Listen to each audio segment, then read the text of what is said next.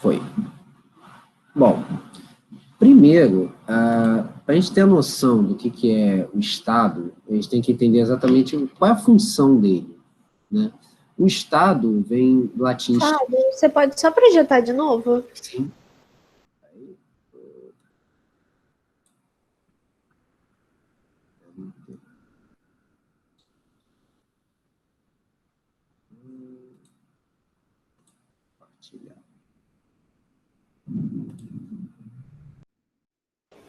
Foi, obrigada.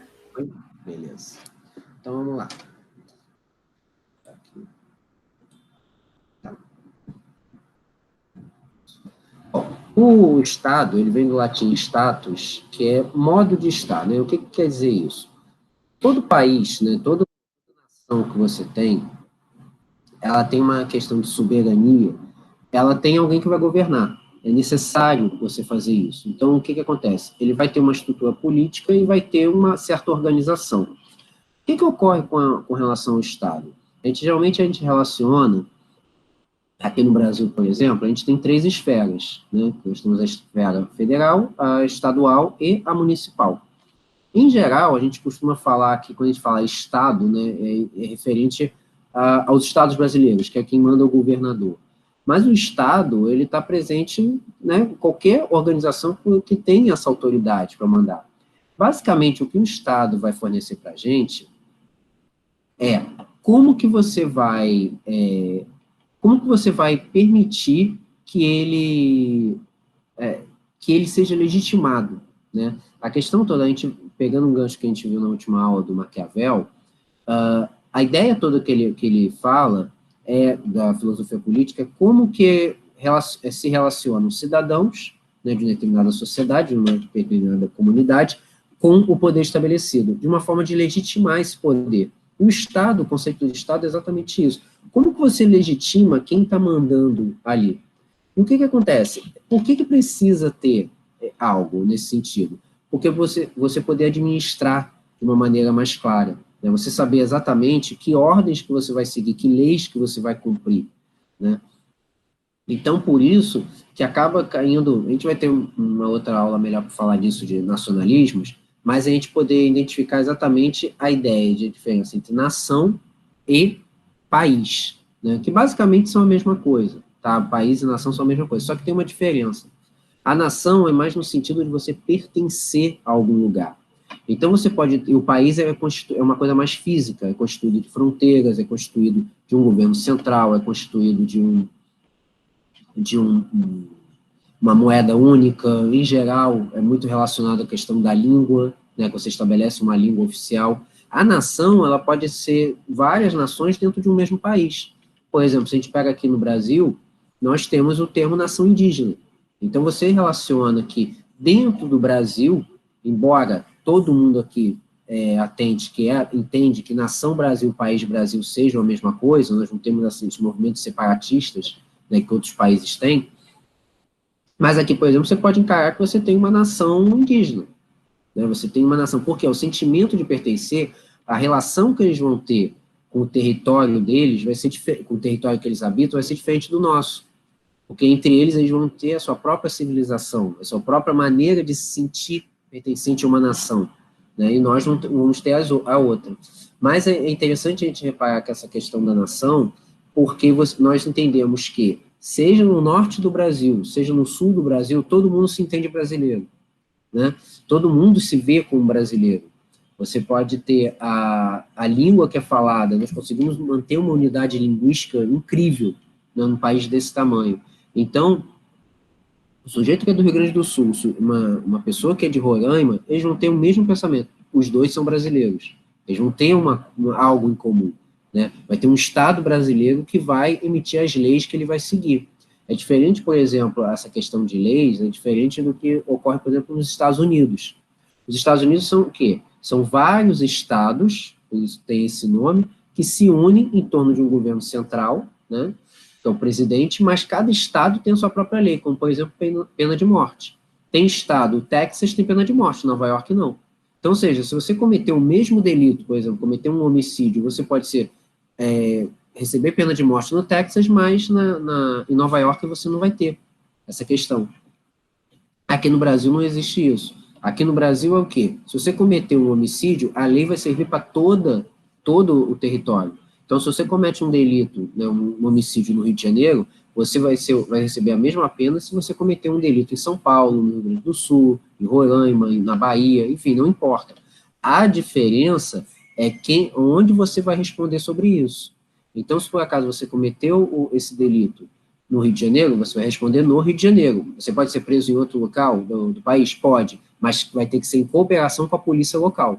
Então, a polícia, por exemplo, a Polícia Civil do Rio de Janeiro, ela só vai ter ingerência dentro do estado do Rio. Se algum criminoso foge para Minas, foge para o Espírito Santo, foge para São Paulo, ele vai ter que ter uma cooperação com a polícia de lá, com a Polícia Civil Paulista, a Polícia Civil Mineira, a Polícia Civil Capixaba, onde ele estiver, para poder prender esse cara e trazer para cá. Ele vai ter que responder daqui. Está preso num... Aí que entrou alguém. Boa tarde, Sara.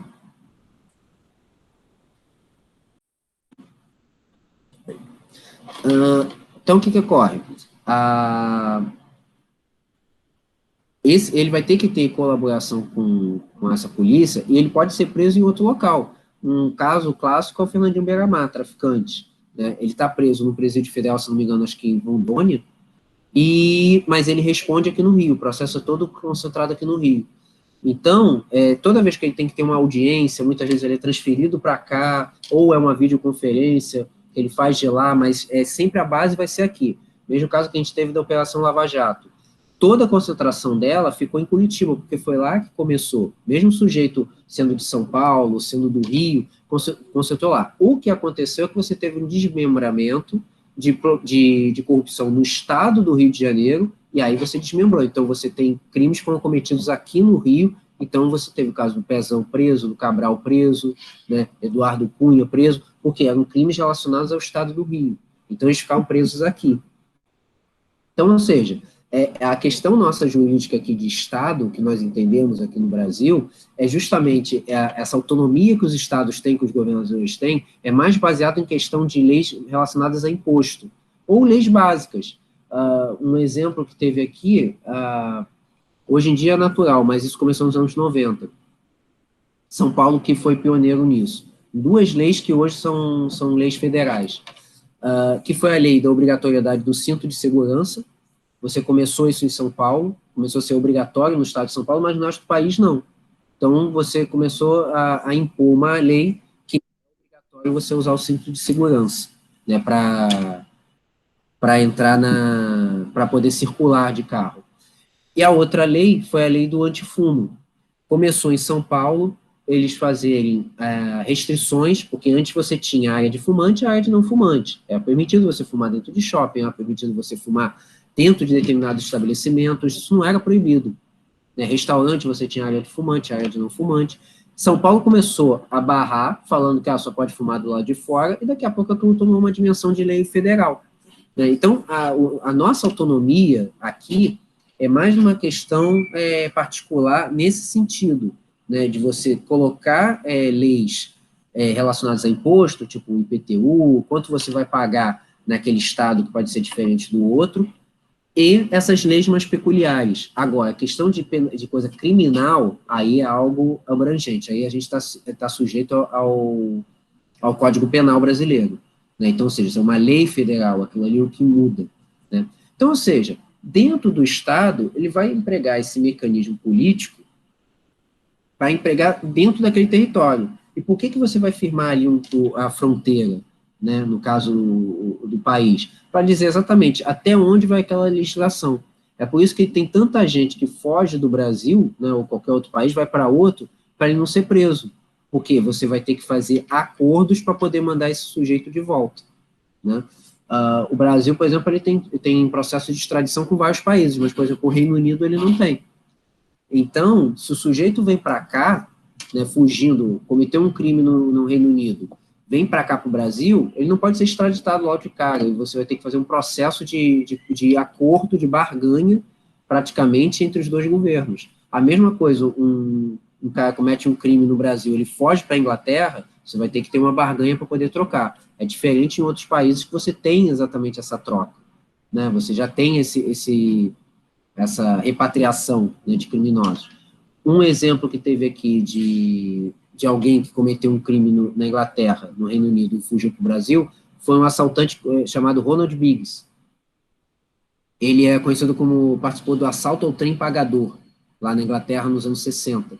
Né, foi uma coisa espetacular, tipo, ele, a quadrilha dele, entrou num trem e conseguiu roubar o trem, né, conseguiu roubar os pertences que tinham no trem, e fugiu, né, e fugiu para o Brasil, que é comum, né, você vê muito isso, tem filmes, não agora nem tanto, mas você tinha muitos filmes antigamente, que sempre tinha um criminoso, seja nos Estados Unidos, seja na Inglaterra, e falava assim, a gente vai fugir para o Brasil.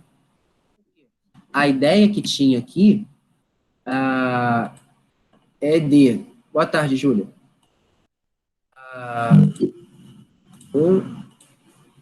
Boa tarde, Tainá. Então, o que acontece? A ideia que nós tínhamos aqui era, ele fugiu para o Brasil, né, era a piada que se tinha, foge para o Brasil porque lá você vai viver mordomias, porque aqui é uma terra, tipo, ninguém liga. Mas por quê? Por conta do Ronald Biggs. O que aconteceu com ele? Ele fugiu para o Brasil. Como o Brasil não tinha tratado de extradição com a Inglaterra, ele permaneceu aqui. Ele viveu como um cidadão normal. O que ele fez? Casou com uma brasileira, ou seja, ganhou livre acesso para permanecer aqui, e teve um filho aqui. Para vocês terem uma ideia de como que ele se desenvolveu aqui, ele virou quase uma atração turística, que ele passou a morar em Santa Teresa, ele virou uma atração turística, porque aqui ele não cometeu crime nenhum. O crime dele foi lá na Inglaterra, né? O filho dele, por exemplo, se tornou uma criança prodígio famosa, que que fez parte do Balão Mágico, né, um grupo de infantil, né, nos anos 80. Ele fez parte, né? Porque ele casado com uma brasileira, tendo um filho brasileiro, ele não pode ser extraditado. Não assim, não dessa maneira, entendeu? Não com um país que você nem tem acordos para fazer isso. Ele permaneceu aqui até ficar velho, né? Somente lá no ano 2000, que ele decidiu se entregar para as autoridades. Ele já estava doente, ele queria morrer em casa. Então ele se entregou para as autoridades brasileiras, falando, eu quero voltar para a Inglaterra, voltou, ficou em prisão domiciliar lá e morreu por lá. Você vê, ele que quis se entregar. Ele chegou, cansei de fugir. Mas ele virou, então a piada era recorrente. O cara vem para o Brasil porque, aqui tá fácil. Aqui o cara vira atração turística, do tipo, o cara faz um assalto espetacular em outro país, mas aqui tá de boa, né? Então, ou seja, esse sistema de leis, cada estado vai ter o seu. Não tem pena de morte. Nenhum estado adota pena de morte. Aqui, desde a época do Império, não se tem pena de morte aqui.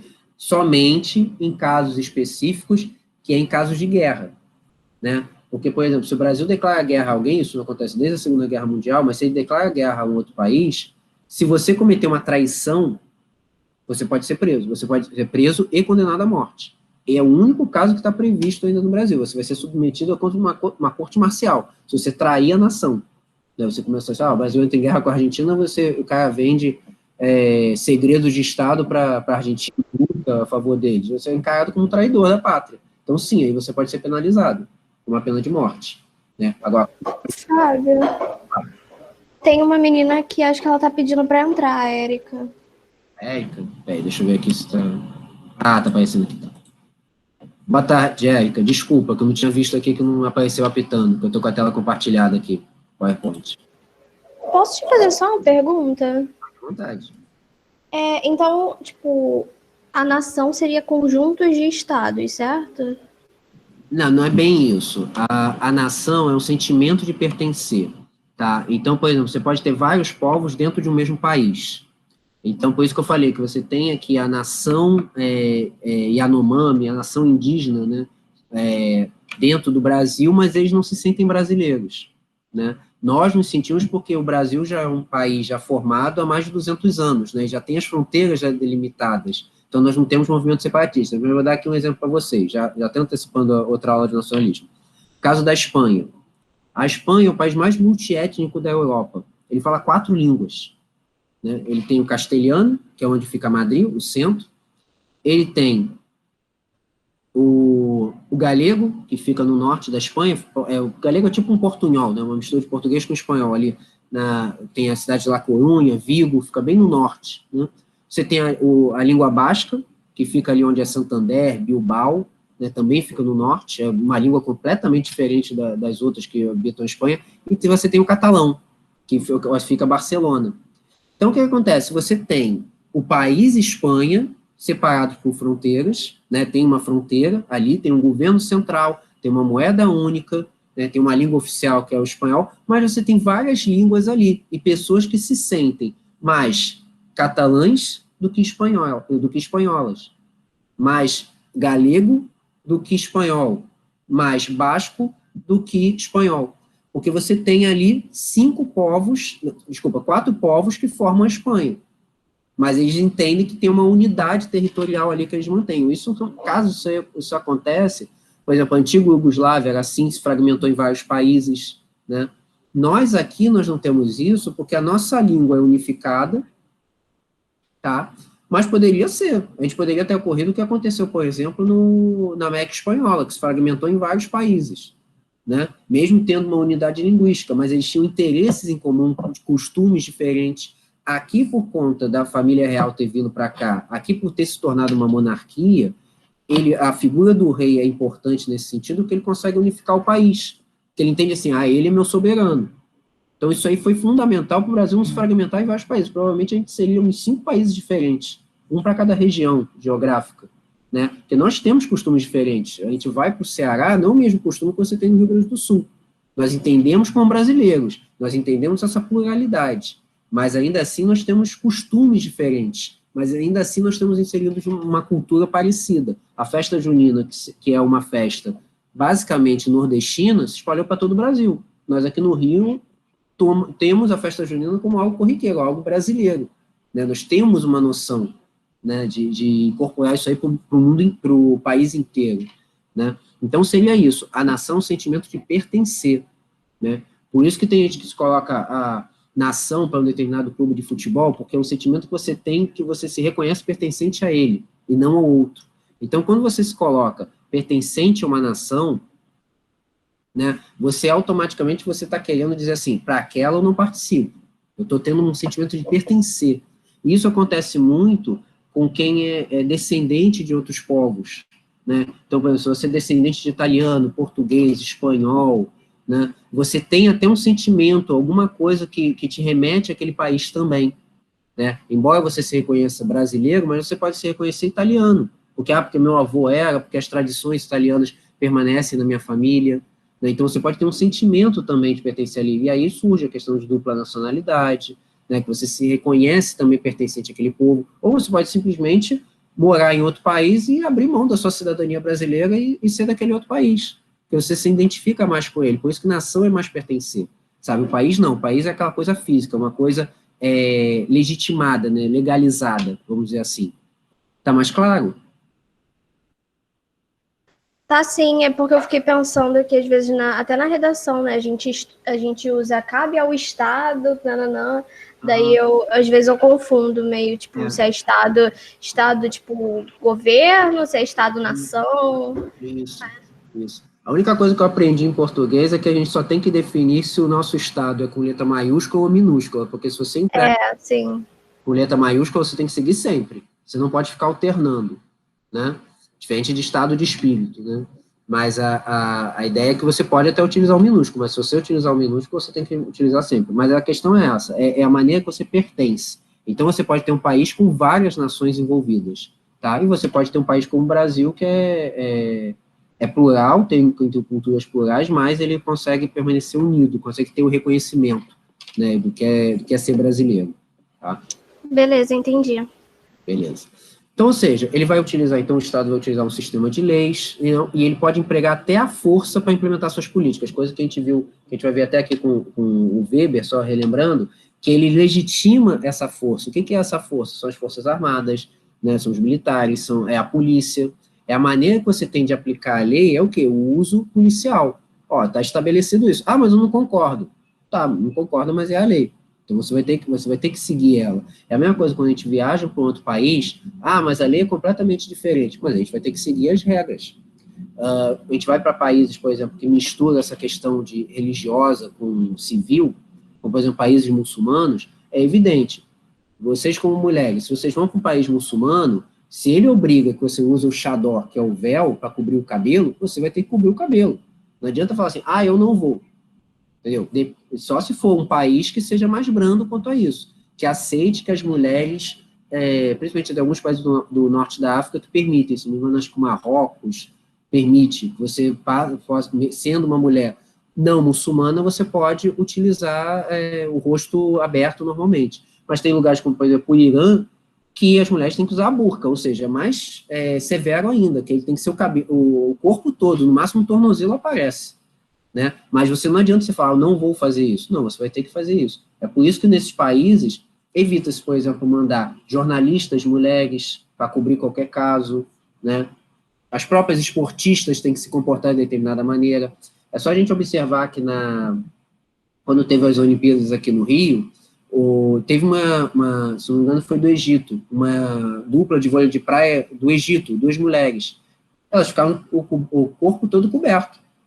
Só ficava com o rosto de fora, as mãos e os pés. Elas ficavam na areia ali, jogando com o corpo todo coberto, que é a lei delas, é uma lei até religiosa. Então, ou seja, elas empregam aquilo ali até fora. Elas poderiam estar de biquíni normalmente. Ninguém ia ligar, porque isso aqui é normal para o Ocidente. Né? Aqui no Brasil, então, tranquilo.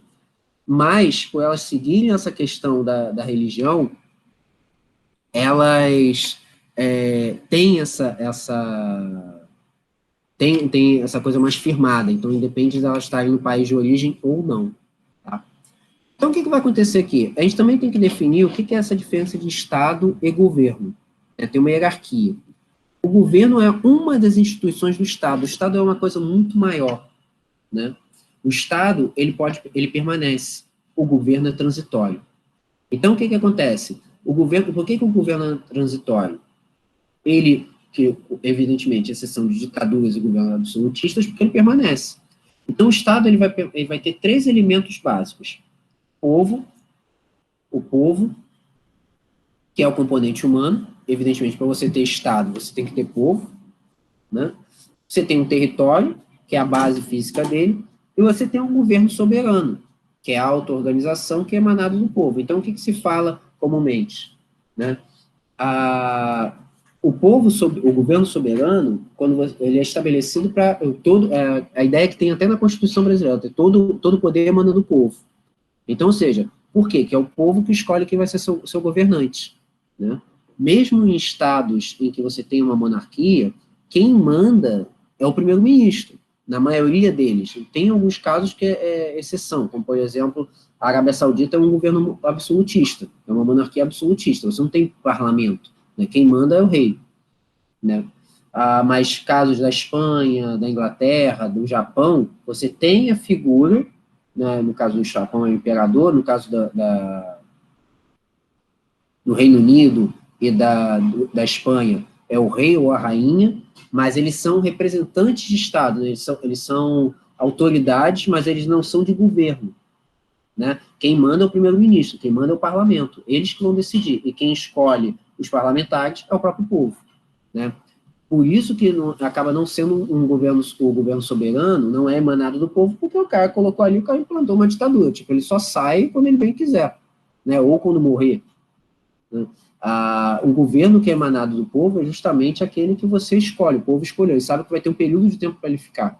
Né, de acordo com as leis. Pode ser 4 anos, pode ser 8, enfim, o que quer que seja, mas é transitório. Né? Então, ou seja, o governo, ele faz parte, a diferença do Estado e do governo é que o governo faz parte do Estado. O Estado é uma coisa maior, porque o Estado vai permanecer sempre. Vai mudar presidente aqui no Brasil e vai continuar o Estado brasileiro existindo. Né? Ele vai permanecer, ele vai continuar com o povo brasileiro, ele vai continuar com o seu território, né? Ele vai continuar com um governo soberano. Né, porque o povo vai escolhendo e aí ele vai sendo modificado, ele vai sendo transitório. Tá? Bom, pegando os 3 pilares, né, da sociologia, Marx, Weber e Durkheim, cada um deles pensa como que é o Estado. Né? O Marx, ele vai entender o Estado como uma ferramenta de organização e controle social da classe dominante. Lembrando que o Marx é mais radical, né? Tem um pensamento mais radical com relação a isso, mais voltado para a esquerda. Então ele vai entender essa ideia da luta de classes, né, a ideia do dominante e dominado, ele vai dizer o quê? que o Estado ele vai funcionar como uma organização, mas ele vai atender sempre os interesses da classe dominante. Então, ele vai sempre agir na maneira de você coagir o indivíduo em questões sociais e econômicas, ou seja, se você tem uma classe dominante, que é essa classe econômica, né, dominante, no caso que ele vai colocar que é a burguesia, vai dizer o quê? Que todos os princípios que o Estado vai reger é para atender a demanda dessa burguesia. Então, ou seja, quem não detém os meios de produção, quem não é da burguesia, é o proletariado, vai ter que obedecer, porque ele vai ter que ter o sustento que vai ser dado pela burguesia através de um pagamento de um salário. Então, ou seja, padrões de comportamento, né, tudo isso passaria por um controle do Estado. Né, que, no caso, ele critica isso. O Weber, ele já vai dizer que esse controle estatal, ele reconhece esse controle estatal, baseado numa burocracia militar e civil, mas ele define que isso aí é legítimo. Ele define que essa relação de homens dominando homens é legítimo, mesmo que seja por meio da violência. Por que isso? Porque você tem que estabelecer uma ordem. Você tem que estabelecer uma ordem vigente. Se não pode isso, então a polícia pode usar da força para poder coagir o cidadão. Entendeu? Então, ou seja, a diferença do Weber por Marx é exatamente essa. Os dois concordam que existe um controle do Estado. Só que o Marx diz que isso aí é ruim, e o Weber vai dizer que isso aí é legítimo, né? Porque você precisa disso para poder manter uma unidade, né? Senão isso aí vai descambar para uma anarquia. Tá? E o Durkheim, ele já vai dizer que o Estado, ele é mais preocupado nessa coesão social que vai formar o Estado. Lembrando a ideia que ele fala das instituições sociais, ele vai dizer que o Estado ele tem que estar acima dessas organizações comunitárias. Ele tem que cumprir simplesmente a função moral, sem ser finalidade conceitual ou religiosa. Porque a função do Estado para o Durkheim é que ele não tem que ser um controle, né? Mas ele tem que ter o entendimento que as pessoas naturalmente vão enxergar ele como legítimo, né? Não seria de uma força de coerção, você não vai exigir daquele Estado, né, uma pressão em cima, não, vai ser a própria sociedade que vai reconhecer nesse Estado como uma força legítima, tá? E aí a gente vai pegar exatamente como que foi originado esse Estado, né, principalmente na idade do Estado moderno. O que acontece até então, né? O Estado moderno ele vai surgir justamente com a Idade Moderna, a ideia da criação dos Estados absolutistas. O que acontecia até então? Você tinha o feudalismo. No feudalismo, o poder era todo fragmentado. Você tinha os barões feudais, cada um controlava um pedaço de terra lá na Europa, você tinha o reino, evidentemente, você tinha a figura do rei, só que esse rei, ele era soberano, mas ele não mandava absolutamente em todas as partes, por isso que esse poder era fragmentado.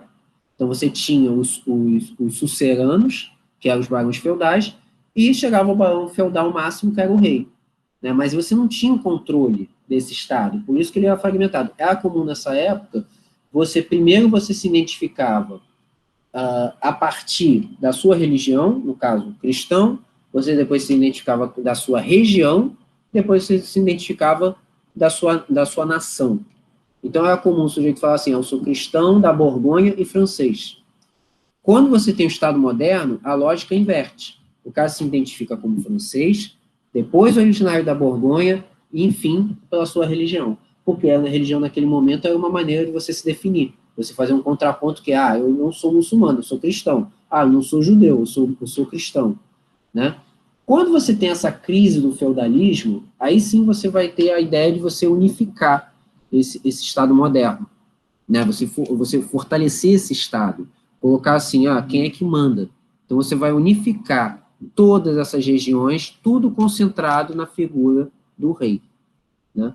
Então, ou seja, se por um lado os senhores feudais eles que exerciam essa força diluída, sem um núcleo forte, o Estado moderno vai ser exatamente ao contrário. Ele vai fazer o poder feudal entrar em declínio e vai, ao mesmo tempo que você tem o poder feudal declinando, surge a burguesia, que já existia nesse momento. Ela vai aparecer nos burgos, que vão ser concentrações em torno dos castelos medievais, né, nas cidades, e eles vão começar a ter o poder econômico. Naquela época, poder econômico não necessariamente indicava poder político.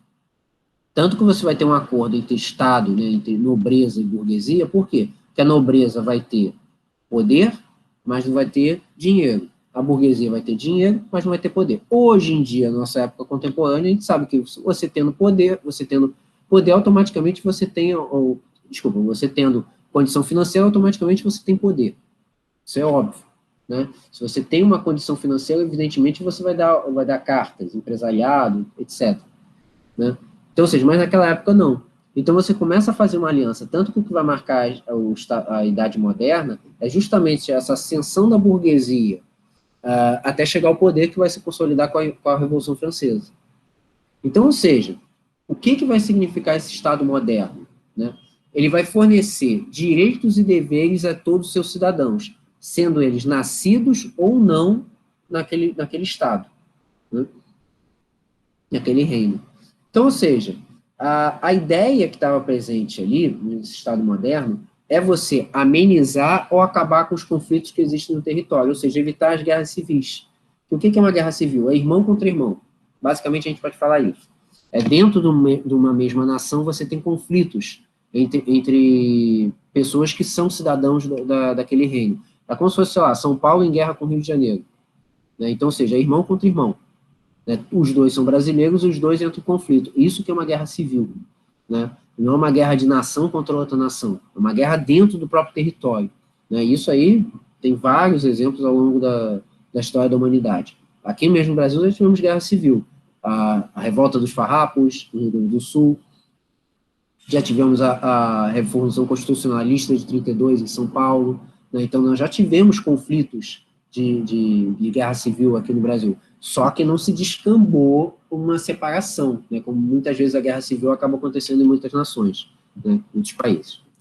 Bom, quem são os teóricos do Estado moderno? Né? Aqui a gente já viu Maquiavel, né, que quando ele fala no O Príncipe, ele elabora um tratado político, né, sobre como devem ser as estruturas do Estado moderno. Só para a gente lembrar, o que ele prega aqui? É a ideia da política como ela deve ser, né? A ideia que, a frase que acabou sendo imputada para ele, os fins justificam os meios, ou seja, se você tem um bem maior para poder fazer, como você vai fazer nesse processo não importa. Não importa que você vai fazer, o negócio vai ser bom. Entendeu?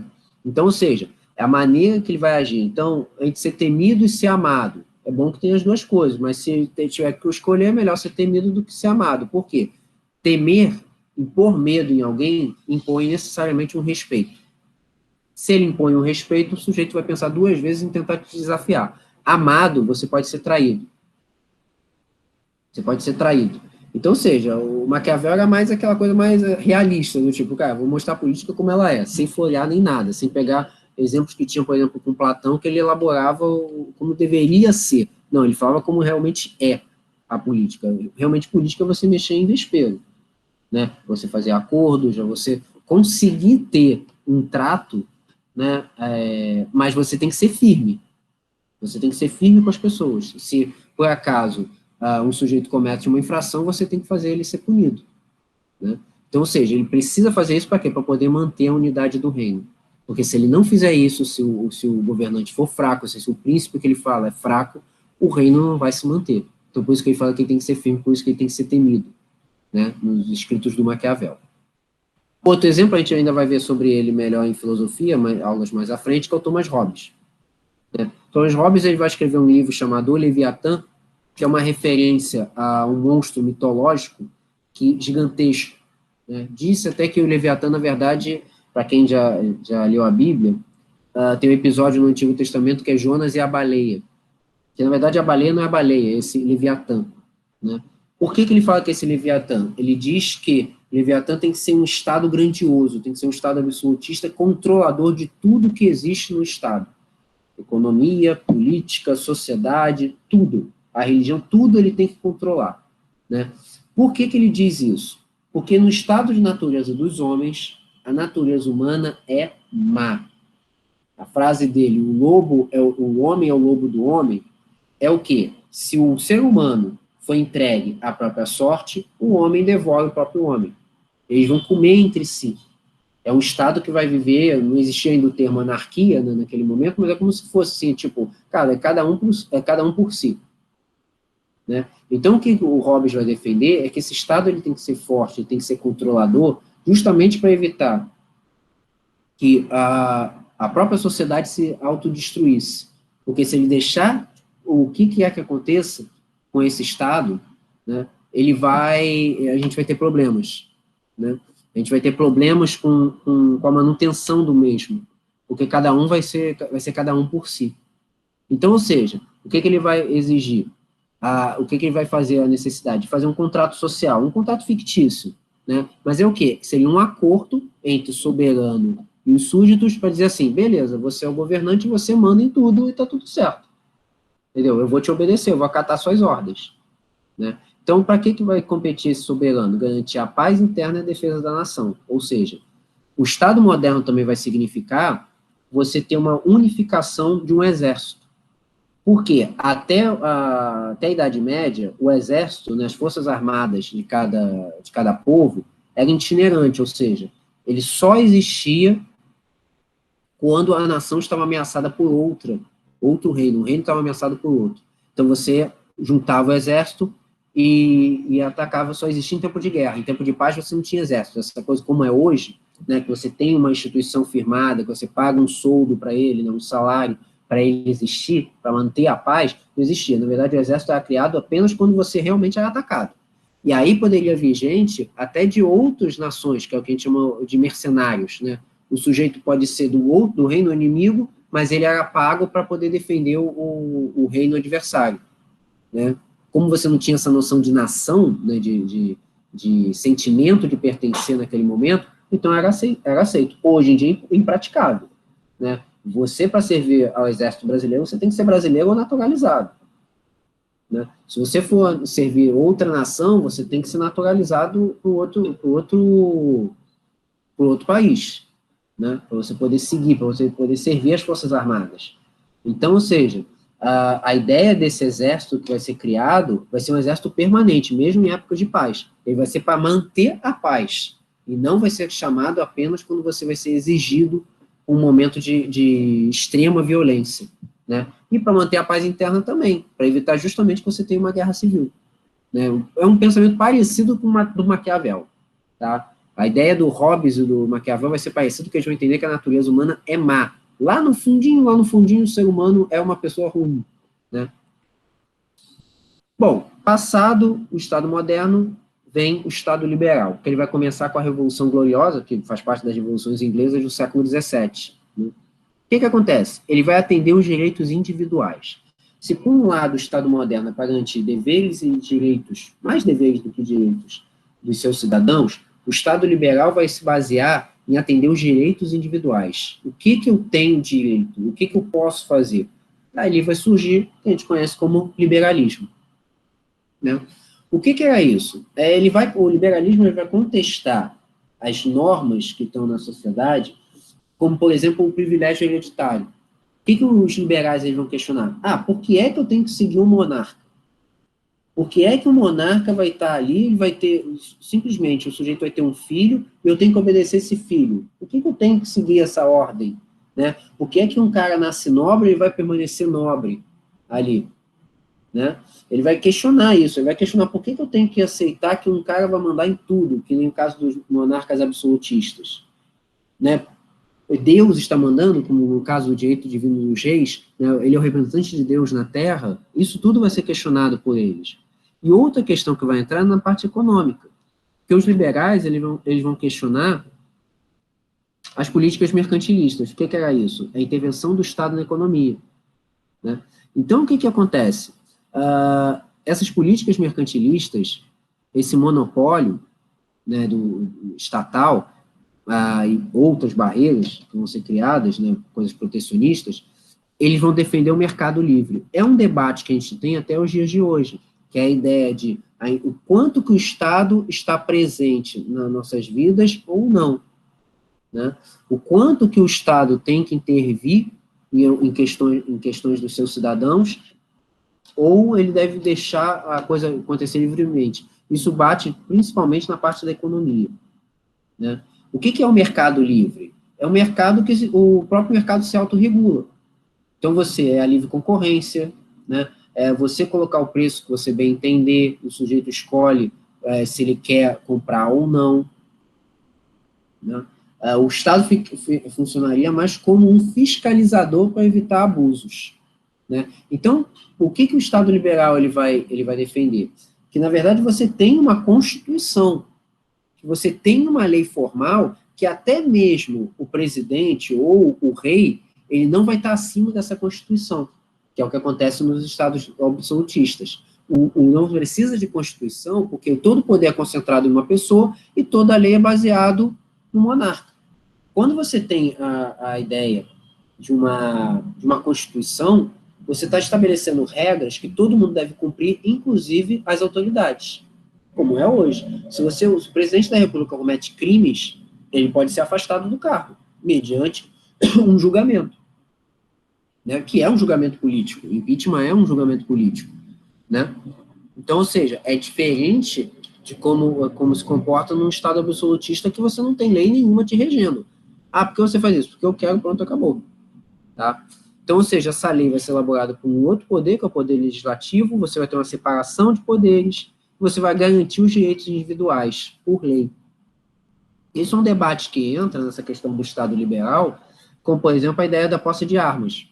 Nos Estados Unidos, isso aí, até vira e mexe, tem uma discussão quando você tem massacres, né? Parece lá um sujeito lá e atira em todo mundo, em escolas, teatros, shoppings, enfim, tem sempre essa discussão. Mas, de uma maneira geral, os americanos, eles levam isso aí tão no pé da letra, essa coisa do individualismo, do liberalismo, que a ideia toda que está presente aqui é você tem direito a ter uma arma para se defender. Isso é o entendimento deles, é um direito seu. Se eu quiser ter uma arma, eu posso ter. Então, lá é mais livre quanto a isso. Aqui a gente já não tem, né? Já teve mais e foi restrito. Você pode ter uma arma. O comércio de armas no Brasil não foi proibido, mas você tem direito a ter uma arma, mas você vai ter que seguir uma série de preceitos que não é tão livres como nos Estados Unidos, e também dinheiro, porque uma arma não é uma coisa barata, né? O grande problema do Brasil não são as armas em si, mas sim o comércio paralelo, né, o comércio ilegal que você tem. A maior parte dessas armas ali que o traficante usa, de criminosos de uma maneira geral, são armas ilegais, são armas contrabandeadas, né? Não são armas legalizadas, tanto que muitas delas são de uso exclusivo das Forças Armadas. Tipo, se são das Forças Armadas, não é para estar nas mãos de ninguém, somente dos militares. Mas como é que chegam nas mãos deles, né? Então, ou seja, a ideia que está aqui na ideia liberal é a defesa que você tem dos seus direitos. Quais vão ser esses direitos? Direito à vida, direito à moradia, direito à saúde, direito à propriedade privada, né? Bom, quais são esses teóricos do Estado liberal? Vamos ver com os iluministas, que a gente também vai ver isso mais à frente, né, em filosofia. O primeiro deles, o Jean-Jacques Rousseau, que vai ser ao contrário do que pregava o Maquiavel e o Hobbes. Para ele, a natureza humana é boa, o que corrompe é a sociedade. Aí vocês vão perguntar, mas o homem, né, o ser humano não faz parte da sociedade, né? O que ele estava querendo dizer é o seguinte: o homem no seu estado natural, sem contato, né, com propriedade privada, sem ter contato de uma hierarquia, ele é bom. Lá no fundo, o ser humano é bom. Mas quando ele começa a ter uma competitividade, ele é corrompido pela sociedade, que exige isso. Você ter mais do que o outro. Então, ou seja, ele começa a pensar também num contrato social, exatamente para você poder preservar o bem-estar do homem, né, o bem-estar da sua segurança, né, o bem-estar e a sua segurança. Então, ou seja, ele vai pensar o Estado como um organizador dessa sociedade civil que a gente conhece hoje, que é o quê? Um Estado que vai garantir esses direitos para a gente, não vai ser só um cara que vai mandar. O Rousseau, os iluministas de uma maneira geral, os liberais, vão ser o que vão fazer, por exemplo, acontecer a independência dos Estados Unidos, preceitos que eles seguem até hoje, na questão de democracia, liberdade de expressão. É tão séria essa questão da liberdade de expressão nos Estados Unidos, que a Ku Klux Klan, que é uma organização abertamente racista, pode ter desfile, normalmente a céu aberto, no sul dos Estados Unidos. A gente pensa, pô, mas isso é um absurdo, eles pregam as práticas racistas. Sim, mas para eles a ideia de liberdade de expressão é, eles podem falar, mas eles não podem praticar. Se eles pegam uma pessoa negra, enforcam, matam, aí eles vão ser presos. Mas se eles defenderem isso, eles podem falar. Não é errado, entendeu? O entendimento que eles têm direito de se manifestar. É meio absurdo pra gente, né? Aqui no Brasil soa isso como, tipo, isso é uma apologia ao ódio, né? Mas lá eles têm mais esse entendimento, né? Eles têm entendimento de que, cara, você pode falar o que você quiser, mas você vai ter que arcar com as consequências que você pode ser processado. Né? Então, tudo vai para o processo. Então, você cai num buraco na calçada, você pode processar a prefeitura, né? Você pode processar o Estado. Eles têm as separações entre os estados, cada estado tem a sua regra, né? Tanto que quando o sujeito atravessa a divisa de estado, isso é comum em filmes, o xerife para e fica olhando, dizendo, não posso fazer mais nada, ele atravessou a divisa de estado. Então, ele está sob outra jurisdição agora. Então, ou seja, dentro mesmo dos próprios estados, você tem as comarcas, né, americanas, cada um tem a sua regra. Né? Então, ou seja, bem definido essa coisa democrática, né, da democracia para eles é uma coisa muito firme. Tanto que a eleição lá nos Estados Unidos, esse ano, é ano eleitoral para presidente, vai ocorrer mesmo com a pandemia. Não foi adiado, vai ocorrer. Eles já escolheram o presidente durante a Guerra Civil, entre eles, já teve eles em guerra com outros países, né? Sempre teve, nunca foi adiado isso. Nunca foi adiado, vai ocorrer. Vai ocorrer, entendeu? Então, eles têm essa concepção da ideia da liberdade de expressão, da liberdade democrática, né? Porque eles têm esse conceito de Estado liberal simplesmente por ter o direito do indivíduo é soberano, né? Você tem o direito de escolher como que você quer permanecer, né, como nação, né, qual a função desse Estado. O outro nome é o Montesquieu, que ele vai estabelecer a regra da tripartição dos poderes, que vai ser o quê? É você dividir o poder em executivo, legislativo e judiciário, cada um vai ter a sua limitação. O que acontece? O executivo vai ser, pegando o exemplo do Brasil, presidente, governador, prefeito. Vão ser cargos que a gente chama de cargos majoritários. Só pode ser escolhido uma pessoa para governar.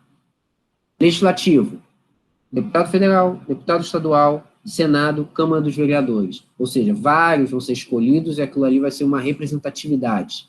Né? Como o pessoal fala, é a casa do povo. Né? O Congresso Nacional é a casa do povo. Que eles vão ser escolhidos por pessoas do povo.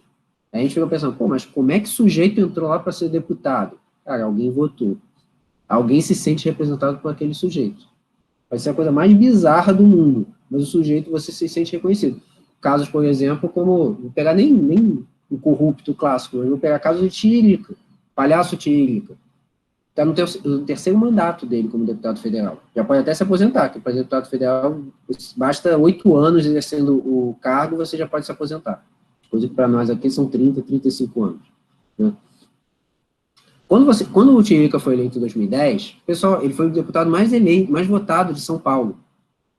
E sempre, São Paulo, curiosamente, é sempre um estado que escolhe sempre umas bizarrices para votar para deputado federal.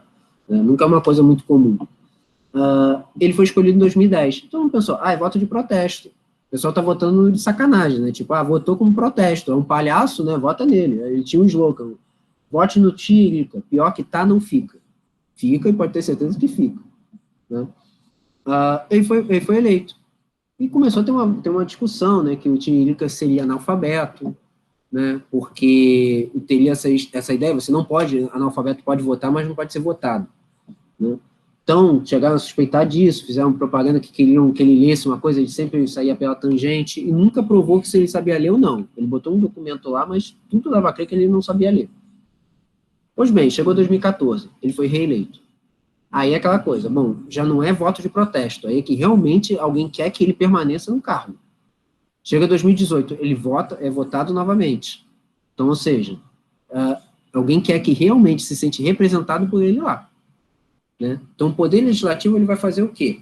Ele vai legislar, ele vai criar as leis. Né?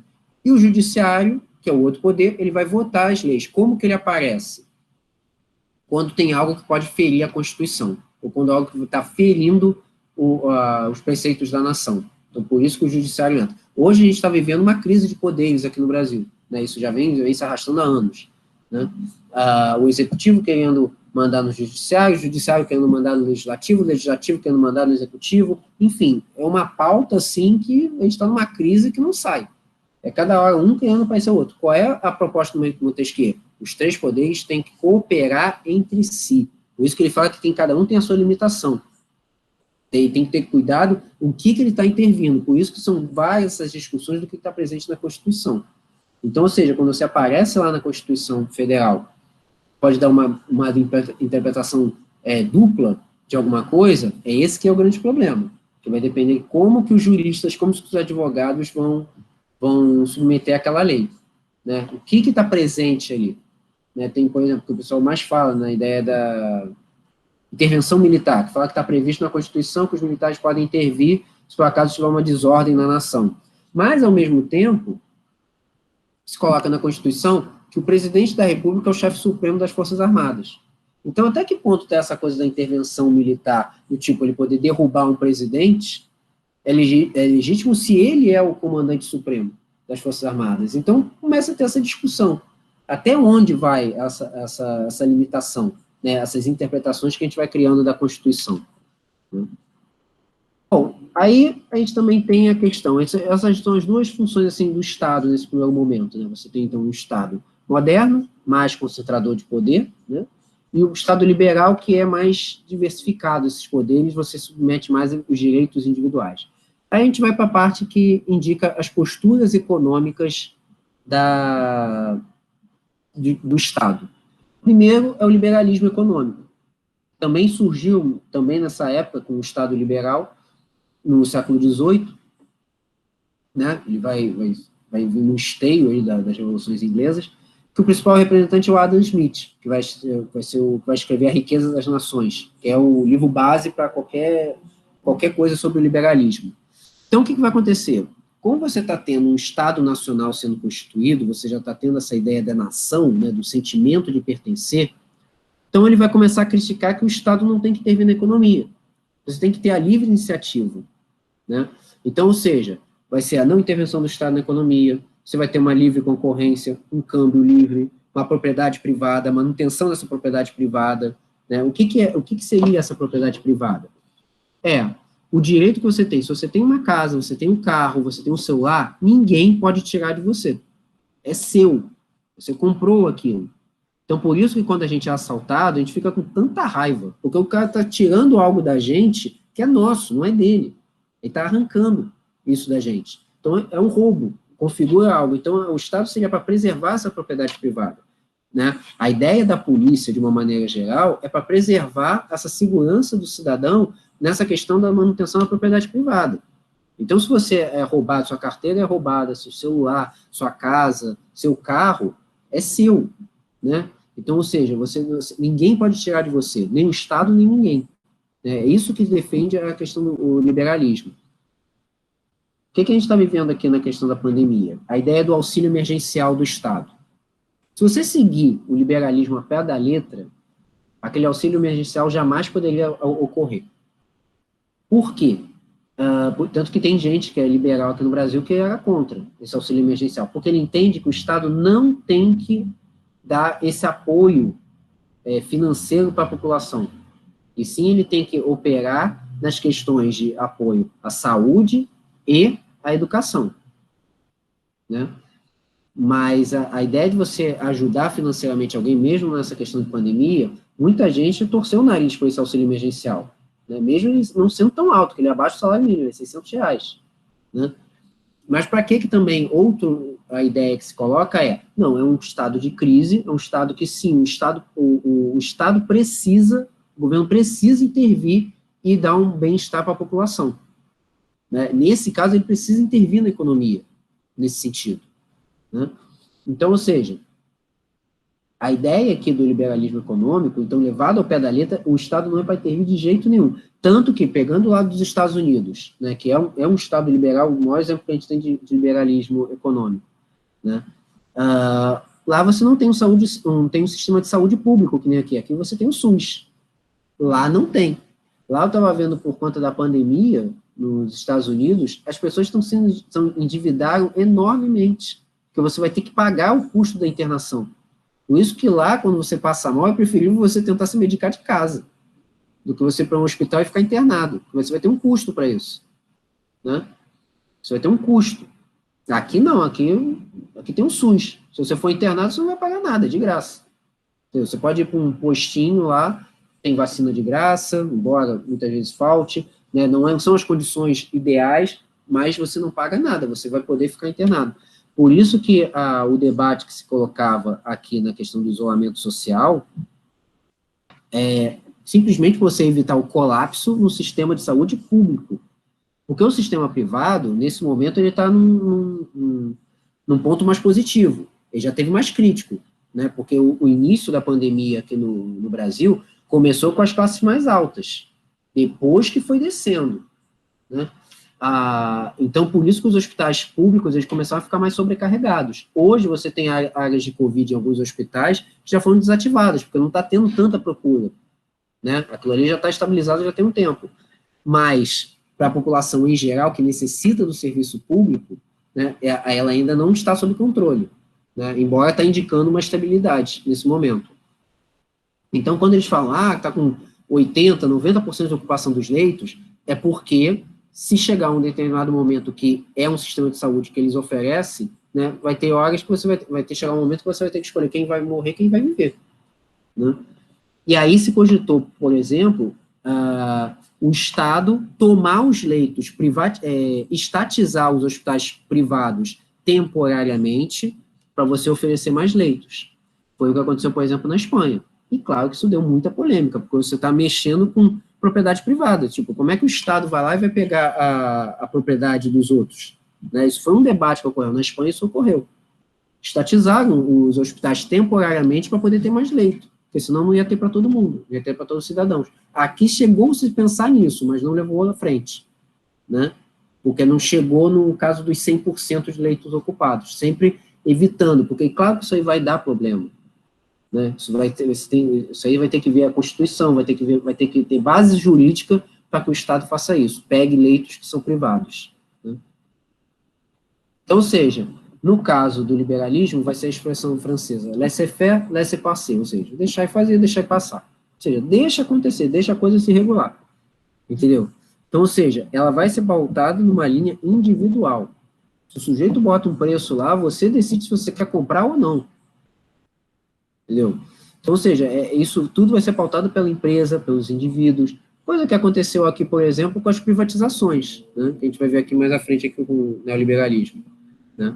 Então, ou seja, o indivíduo ele é agente econômico, então o Estado não tem que intervir. Esse é o preceito do liberalismo, né? Ele não tem que ajustar atividades econômicas com muitas regras, deixa que o mercado se entende, deixa que o próprio indivíduo se entende que ele é o próprio agente, tá? O Estado liberal, o entendimento deles é manutenção da ordem, preservação da paz e proteção de propriedade privada. É manter uma maneira do Estado se comportar, entendeu? Ficar numa questão mais tranquila. E, sobretudo, evitar que você tenha problemas da propriedade privada. Tanto que isso aí ocorre, essa questão da propriedade privada, a preservação dela, que quando você teve, vocês devem lembrar disso, uns 3 anos atrás, você teve uma greve na polícia, né? A polícia entrou em greve no Espírito Santo. Cara, as pessoas, se o Hobbes olhasse aquilo ali, ele ia falar, tá vendo, não falei? As pessoas começaram a saquear os lugares. Só que não era só para pegar comida, não. Saquearam Casas Bahia para roubar TV. Então, você olha aquilo ali e você fala assim, caraca, mano, o cara realmente, se não tem policial, o cara faz, né? O cara faz e se sente, tipo, vou fazer qualquer coisa. Vou depredar, vou roubar, entendeu? Tô precisando de uma TV em casa. Vou lá, vou pegar. Entendeu? A polícia, nesse sentido, acaba sendo para isso, preservar a propriedade privada, né? Então, ou seja, é por isso que a polícia, é um debate que se coloca que policial não pode fazer greve, nem polícia nem bombeiro, é proibido. Se ele faz greve, é porque ele já está chegando num limite ali que vai ter que ter um embasamento jurídico muito ferrado para poder manter essa greve. que de uma maneira geral o policial não pode fazer, é proibido, porque ele serviço é essencial, é igual médico no sistema público. Entendeu? Se você começa a fazer greve, né, é serviço essencial, você não tem como impedir que ele não aconteça. Aquilo ali, só que se o médico faz, a consequência mais grave é você vai começar a empilhar corpos, porque você começa a não ter como atender aquela demanda, evidentemente aquilo vai chamar a atenção. Fábio, Oi, fala, né? o Stuart Mill também tem a ver com esse liberalismo, né? Sim, sim, sim. A ideia liberal, na verdade, se a gente for pensar, ele é o que vai moldar, vai ser o Estado no século XIX. Ele vai moldando. E aí você vai criar um estilo de vida liberal. O que é esse estilo de vida liberal? Práticas de esportes, você ter lazer, você trabalhar para isso, né? Você construir aquela coisa, aquele núcleo familiar de papai, mamãe, filhinho, cachorro, periquito, né? Sempre aquele núcleo, né? Sempre feliz, comercial de margarina, né? Enfim, você começa a ter uma concepção do que é uma família perfeita dentro desse Estado liberal também. É quando você vai atender essas ordens individuais, né? Você vai obedecer essas demandas individuais, dizendo que o sujeito tem o direito a se expressar, o direito de ter o porte de armas, enfim, é um direito individual. Isso vai se estruturar durante o século XIX. Quando chega no 20, aí vem esse carinha aqui, o John Keynes, que vai praticar o keynesianismo. O que ele vai fazer? Ele vai dizer que, sim, você tem que ter o capitalismo livre, mas, no caso, o Estado teria que ter uma intervenção para garantir que todos tenham emprego e que você controle a inflação. Então, ou seja, é um capitalismo livre, pero não mútuo. Né? O Estado tem que intervir de alguma maneira. Então, ou seja, o Estado vai ter um papel preponderante na organização do país, é diferente dos liberais, que eles jogam isso mais para a sociedade. Né? Então, ou seja, quando que vai surgir o keynesianismo, principalmente? Um dos primeiros praticantes, Franklin Roosevelt, após a crise de 29, a quebra da Bolsa de Nova York em 29. Porque os Estados Unidos viviam um momento de prosperidade e, de repente, vão ter uma queda brutal e vai entrar no que a gente chama de Grande Depressão nos anos 30. Elegem Franklin Roosevelt em 32 e ele muda o conceito econômico nos Estados Unidos naquele momento, que ele começa a botar o Estado para intervir em tudo na economia. Como? Criando agências para obras públicas, porque ele entende que fazendo obras públicas ele vai gerar emprego na construção civil. Então, ele vai gerar construção de aeroportos, construção de portos, construção de rodovias, né, prédios. Né? Então, isso aí vai gerar emprego. Né? A ideia dele ter um controle ali sobre a economia, isso é um debate que para os Estados Unidos aquilo ali foi muito caro, né? Assim, do tipo, cara, a gente vai ter que fazer isso? É um controle dos sindicatos. Então, ou seja, aquilo ali é uma coisa, foi bem caro para os Estados Unidos, mas deu certo. Porque, a partir daquele momento, o que ele fez? Como ele controlou toda a indústria americana naquele momento, que era necessário, porque eles precisavam voltar a crescer, quando estourou a Segunda Guerra Mundial, os Estados Unidos entraram na guerra, como o Estado controlava a indústria bélica, ele já tinha dinheiro suficiente para poder entrar em conflito. Então, aquilo ali favoreceu os Estados Unidos de entrarem, se reestruturarem durante os anos 30. Quando eles entraram na Segunda Guerra Mundial contra o eixo, eles já estavam bem mais fortalecidos. Se eles tivessem entrado antes, talvez não desse tanto resultado. Né? Mas eles já estavam fortalecidos economicamente. Então, esse keynesianismo ele vai ser empregado após a Segunda Guerra Mundial, principalmente na Europa. Né? Aqui, a gente tem o New Deal, né, que é a política do Franklin Roosevelt nos anos 30 nos Estados Unidos,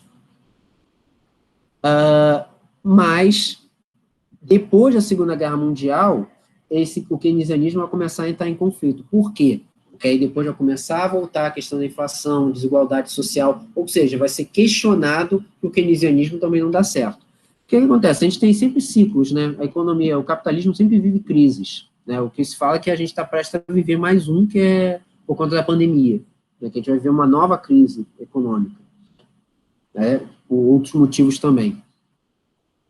Mas o que acontece? O keynesianismo ele também vai começar a ser questionado, né? Por que isso? Porque essa ideia de você manter pleno emprego, manter um controle de inflação, né, você começa a questionar se é exatamente isso que é o papel do Estado, né?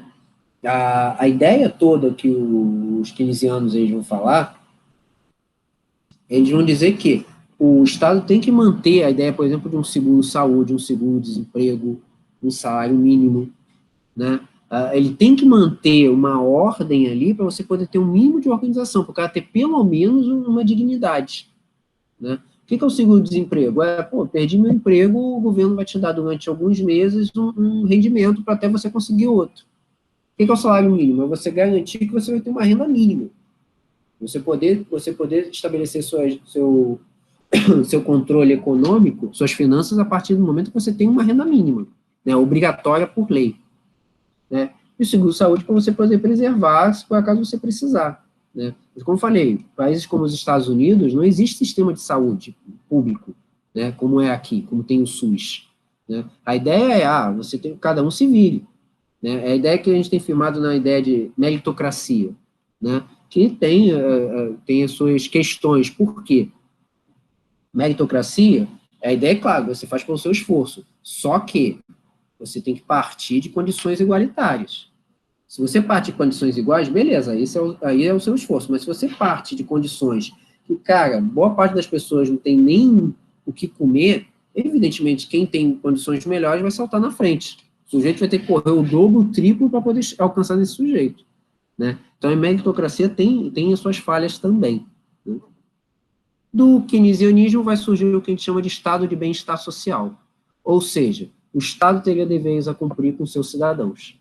Eles vão fornecer uma vida digna. O estado do bem-estar social é o que a gente chama aqui no Brasil de direitos sociais, que é saúde, educação, habitação, seguridade social.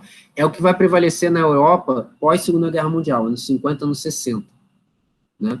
Então, ou seja, por que ele vai falar isso? Um momento de crise, como é o caso, né, a Europa vai ficar arrasada, né? O Estado vai ter que intervir na economia para manutenção da renda, para você poder ter um emprego para as pessoas, né? Então, o que vai acontecer? No momento de crise, esse bem-estar vai acontecer, esse estado de bem-estar social vai ocorrer, porque você vai fornecer isso para as pessoas.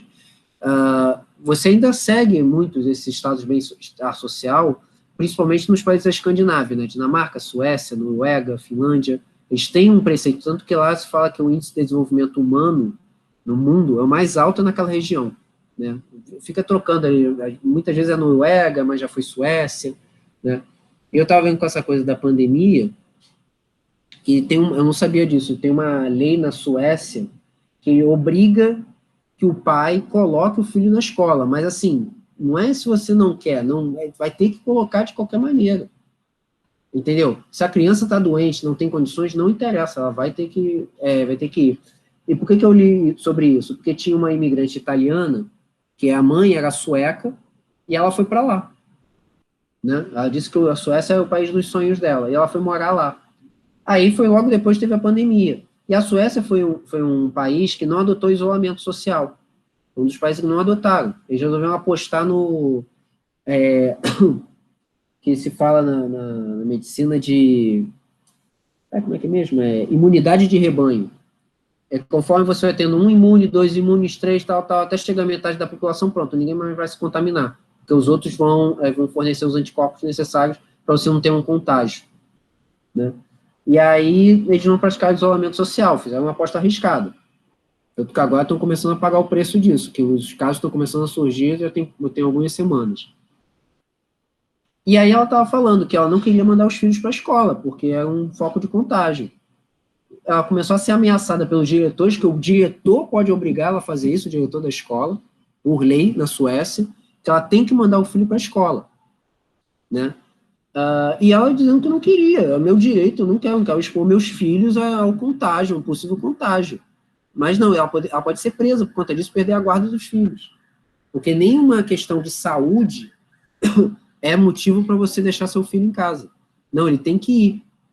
Então, vocês vejam que as leis, elas realmente são diferentes para cada povo. Cada um tem o seu, né? Vai colocando o entendimento do que ele é um abuso, do que é o contato físico com as pessoas, enfim, é variado.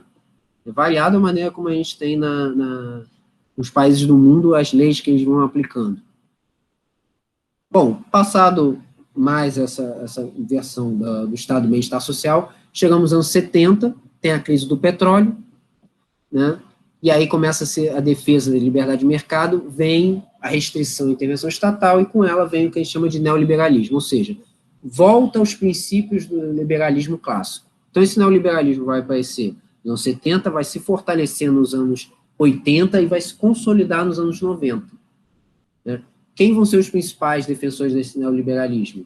Aqui na América Latina, o Pinochet, ditador no Chile, a Margaret Thatcher, primeira-ministra da Grã-Bretanha, Ronald Reagan, presidente dos Estados Unidos. Você começa a ter a ideia de que um Estado assistencialista não é o positivo. Né? Você precisa fazer algo para tirar esse ônus, o peso do Estado. E como que você faz isso? Privatizando.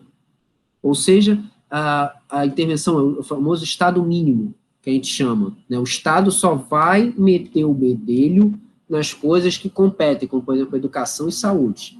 O resto vai. Né? Por isso que aqui no Brasil se tem sempre o debate, vira e mexe, quando você começa a surgir uma rusga disso, que é o ensino público, principalmente o ensino superior. Quando surge algum ponto que você vai dizer assim, as universidades federais vão ser privatizadas, ou as universidades estaduais. Cara, assim, imediatamente todo mundo que é do lado da universidade cai assim, de jeito nenhum.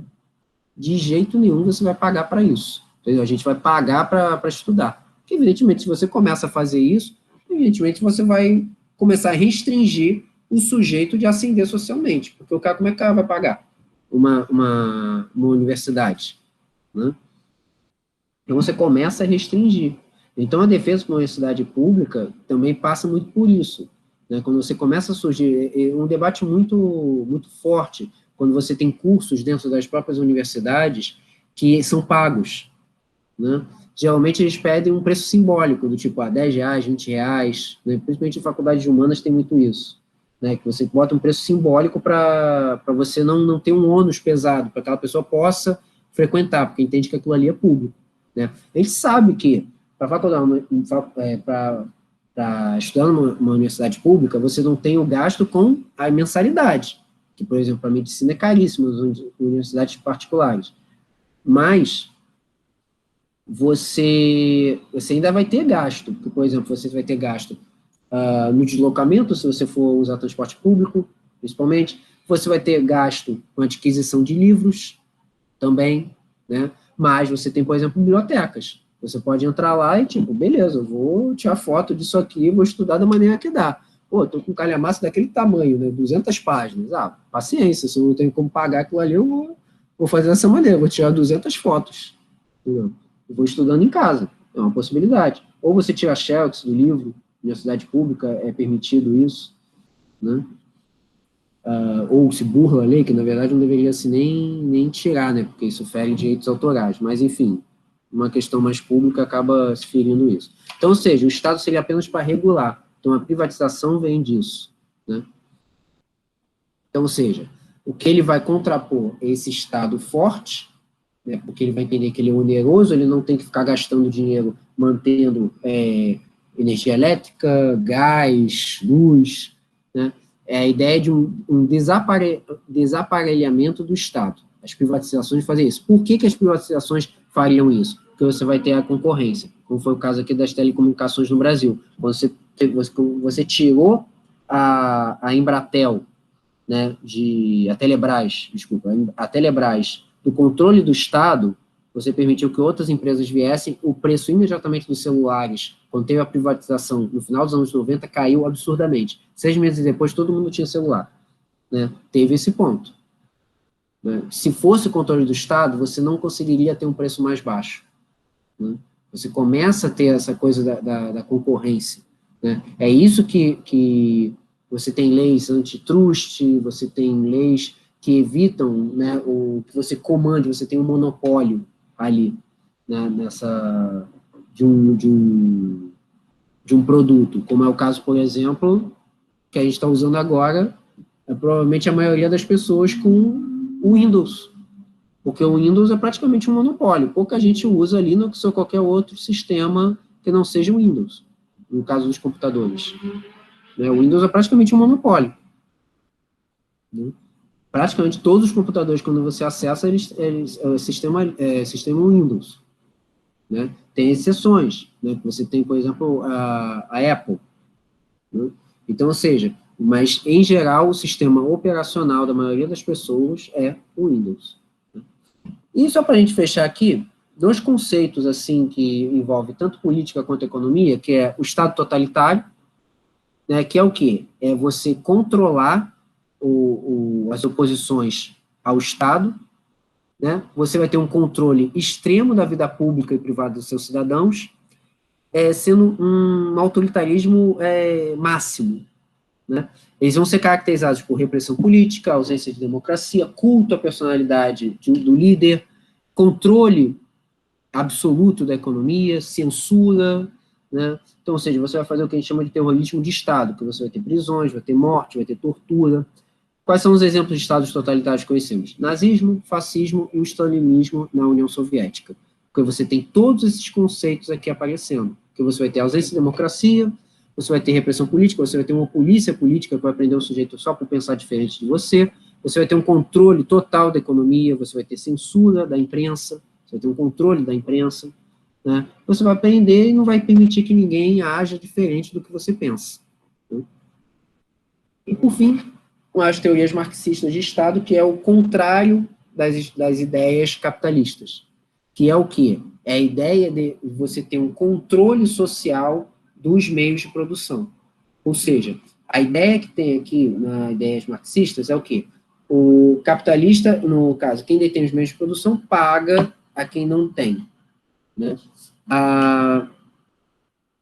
Então, ou seja, a questão toda aqui no teoria marxista é você ter o controle de meios de produção, que seria coletivo e não individual, e todo mundo tenha acesso. Né? Só que o que vai ser levado ali? Qual vai ser o grande problema disso? Você não vai ter propriedade privada, ou seja, todo mundo vai ficar igual. Então, aquela ideia de você permanecer numa sociedade igualitária vai exigir que a propriedade privada passe para o Estado, controle dele, e aí ninguém vai ser mais do que ninguém. Só que você vai ter o Estado que vai estar acima de todo mundo. Né? Porque qual o principal objetivo? Queda do capitalismo, queda total, e aí sim, um Estado socialista em que o oprimido vai contra o opressor. Né? Quando você elimina a propriedade privada e a burguesia, você vai chegar num estágio completo de igualitarismo, que aí sim sai do socialismo e parte para o comunismo. Por isso que eu cheguei a falar com vocês na última aula do Trabalho e Sociedade. Se você for enxergar, na prática, o comunismo nunca foi posto em ação, de fato. Porque você sempre teve a presença de um Estado forte, seja na União Soviética, seja Coreia do Norte, seja Cuba, você sempre teve a presença de um Estado forte. Tá? Porque a ideia mesmo do comunismo é comunas, ou seja, bem comum. Ninguém é maior que ninguém, todo mundo ficaria igual. Mas a diferença para o anarquismo seria isso já direto. Pá, não tem Estado, todo mundo se regula por si só. O comunismo seria um processo. Você vem o socialismo, vai, até o Estado não é mais necessário, porque está todo mundo igual, o Estado acaba. Né? Essa é a diferença básica para o anarquismo. Enfim. Deixa eu tirar aqui. Deixa eu compartilhar.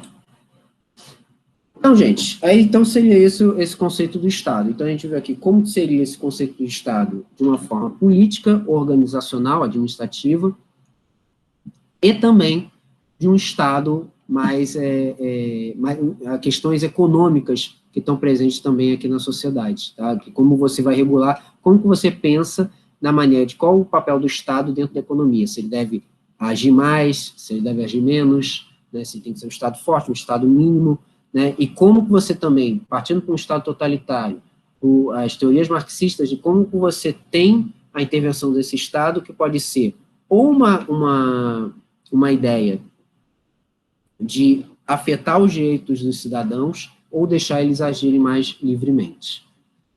Foi claro? Ficou alguma dúvida, alguma questão?